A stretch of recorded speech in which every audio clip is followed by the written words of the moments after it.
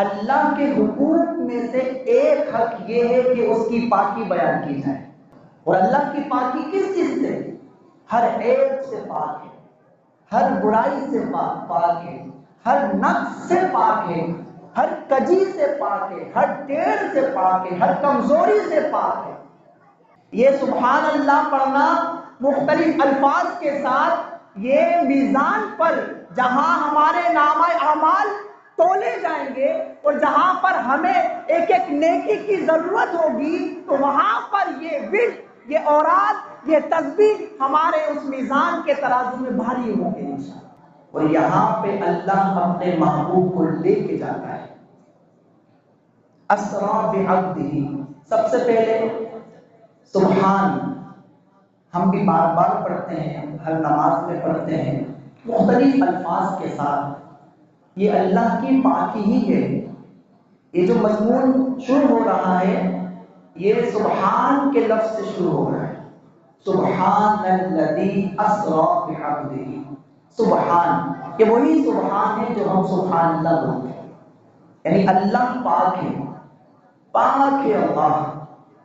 یہ وہی تسبیح ہے جو ہم سجدے میں پڑھتے ہیں. سبحان ربی الاعلی، میرا رب بہت بلند ہے، اعلیٰ ہے.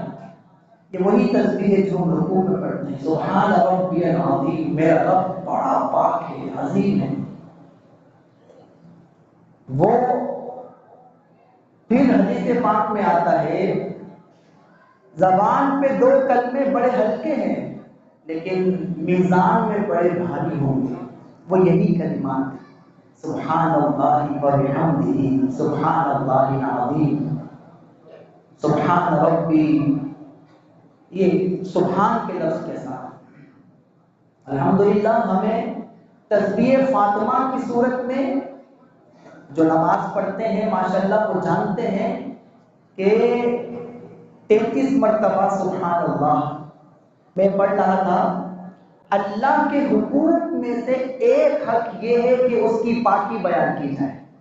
اب بتائیے جو نماز پڑھتا ہے وہ اللہ کی پاکی بیان کرتا ہے. اللہ اکبر سے شروع ہے، ثنا پڑھی جاتی ہے، وہ بھی اللہ کی پاکی ہے. پھر التحیات ہے، پوری نماز میں آپ دیکھیں نماز پڑھنے والا اپنے رب کی پاکی بیان کر رہا ہے. پھر یہ تسبیح فاطمہ سبحان اللہ کا ورد ایک تسبیح ہے صبح کے وقت میں پڑھی جانے والی. اگر آپ یاد کر لیں تو اس سے رزق میں بڑی برکت ہوتی ہے.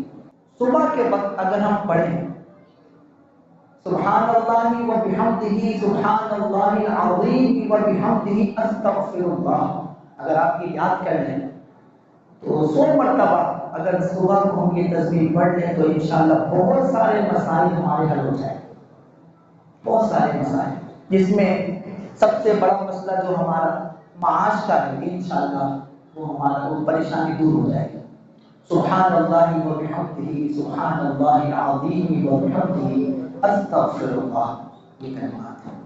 تو مختلف الفاظ کے ساتھ اللہ کا حق حقوق میں سے ایک حق یہ ہے کہ اس کی پاکی بیان کی جائے. تو جو سبحان اللہ پڑھتا ہے، اس کا ورد کرتا ہے، تسبیح فاطمہ پڑھتا ہے، نماز پڑھتا ہے، وہ اللہ کی پاکی بیان کرتا ہے، وہ اللہ کی پاکی کو بیان کرتا ہے. اور اللہ کی پاکی کس چیز سے؟ ہر عیب سے پاک ہے، ہر برائی سے پاک ہے، ہر نقص سے پاک ہے، ہر کجی سے پاک ہے، ہر ٹیڑھ سے پاک ہے، ہر کمزوری سے پاک ہے. اور ایسی تمام چیزیں جو اس کے لیے عیب ہیں اس سے پاک ہے. یہ سبحان اللہ جب ہم کہہ رہے ہیں چھوٹی سی بات نہیں، آپ نے یہ سنا ہے، مفہوم حدیث یہی ہے کہ جو سبحان اللہ پڑھتا ہے اس کے لیے جنت میں درخت لگایا جاتا ہے. جی الحمدللہ ایسا ہے. تو یہ مختلف الفاظ کے ساتھ اللہ کی پاکی بیان کرنا جنت میں درخت لگنے کا بھی باعث بنتا ہے.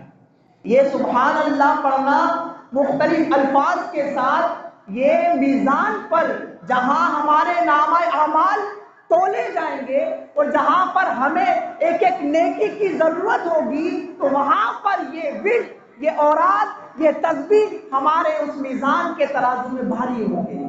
تو تسبیح جس انداز میں پڑھی جاتی ہے، جو پڑھتا ہے اپنے رب کی پاکی بیان کرتا ہے، بچہ بچہ جانتا ہے اللہ تعالیٰ ہر ایک سے پاک ہے۔